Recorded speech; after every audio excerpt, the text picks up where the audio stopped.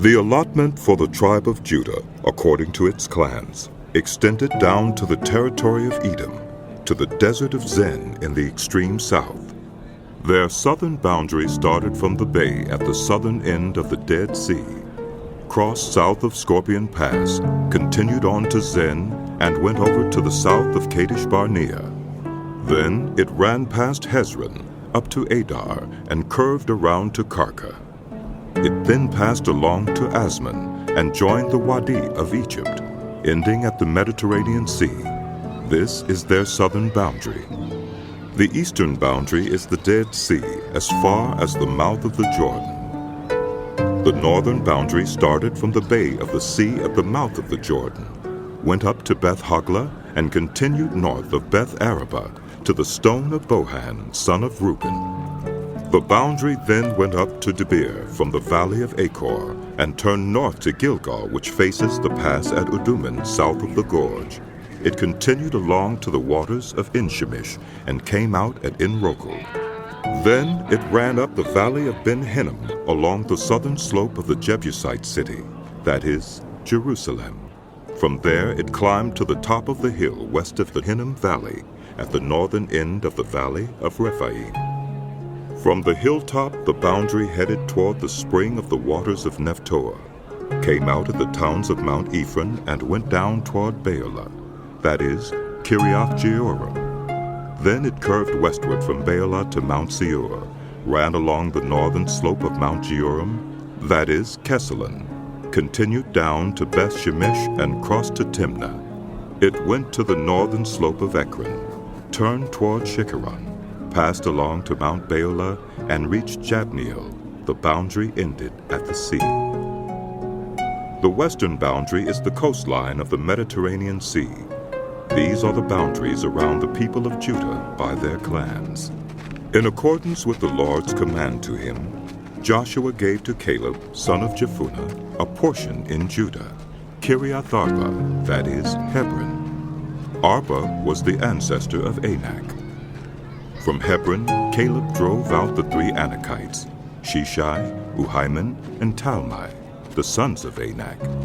From there he marched against the people living in Debir, formerly called Kiriath Sepher. And Caleb said, I will give my daughter Achsah in marriage to the man who attacks and captures Kiriath Sepher. Othniel, son of Kenaz, Caleb's brother, took it. So Caleb gave his daughter Achsah to him in marriage. One day when she came to Othniel, she urged him to ask her father for a field. When she got off her donkey, Caleb asked her, What can I do for you? She replied, Do me a special favor. Since you have given me land in the Negev, give me also springs of water. So Caleb gave her the upper and lower springs. This is the inheritance of the tribe of Judah, according to its clans. The southernmost towns of the tribe of Judah in the Negev toward the boundary of Edom were Kebzeel, Eder, Jager, Kaina, Dimona, Adudah, Kedesh, Hazer, Ithnan, Ziph, Telem, Bealoth, Hazer Hadattah, Kiriath Hezron, that is, Hazor, Amam, Shema, Moladah, Hazer Gaddah, Heshmon, Beth Pelet, Hazer Shaul, Beersheba, Biziothia, Baalah, Ayim, Ezem, El Tolad, Kisel, Hormah, Ziklag, Madmannah, Sansannah, Libaoth, Shillim, Ain, and Rimmon, a total of 29 towns and their villages. In the western foothills, Eshtaol, Zorah, Ashna, Zanoah, Engannim, Tapua, Enam, Jarmuth, Udullam, Soka, Uzika, Shauraim, Adithahim, and Gedera, or Gederathaim, 14 towns and their villages. Zenan, Hadassah, Migdal-Gad, Dilian, Mizpah, Joktheel, Lachish, Bozkath, Eglon, Caban, Lamas, Kitlish, Gederah, Beth-Dagon, Naamah, and Makkedah, 16 towns and their villages. Libnah, Ether, Ashan, Iftah, Ashna, Nezib, Keilah, Achzib, and Marisha, 9 towns and their villages. Ekron, with its surrounding settlements and villages west of Ekron, all that were in the vicinity of Ashdod, together with their villages. Ashdod, its surrounding settlements and villages, and Gaza, its settlements and villages, as far as the Wadi of Egypt and the coastline of the Mediterranean Sea. In the hill country, Shemer, Jatir, Soko, Dana, Kiriath-Sana, that is, Deber, Anab, Eshtemoa, Anim, Goshen, Holon, and Gilo, 11 towns and their villages. Arab, Duma, Eshan, Janim, Beth Tappuah, Uphekah, Humptah, Kiriath-Arba, that is, Hebron, and Zior, 9 towns and their villages. Maon, Carmel, Ziph, Juttah, Jezreel, Jokdeam, Zanoah, Cain, Gibeah, and Timnah, 10 towns and their villages. Halhol, Beth-zur, Gedor, Mearath, Beth-Anath, and Eltekon, 6 towns and their villages. Kiriath-Baal, that is, Kiriath-Jearim, and Rabbah, 2 towns and their villages. In the wilderness, Beth-Arabah, Middin, Sekekah, Nibshan, the city of salt, and En-Gedi, 6 towns and their villages. Judah could not dislodge the Jebusites who were living in Jerusalem. To this day, the Jebusites live there with the people of Judah. The allotment for Joseph began at the Jordan, east of the springs of Jericho, and went up from there through the desert into the hill country of Bethel. It went on from Bethel, that is Luz, crossed over to the territory of the Archites in Ataroth, descended westward to the territory of the Japhletites as far as the region of Lower Beth-horon, and on to Gezer, ending at the Mediterranean Sea. So Manasseh and Ephraim, the descendants of Joseph, received their inheritance. This was the territory of Ephraim, according to its clans. The boundary of their inheritance went from Ataroth-Adar in the east to Upper Beth-horon and continued to the Mediterranean Sea.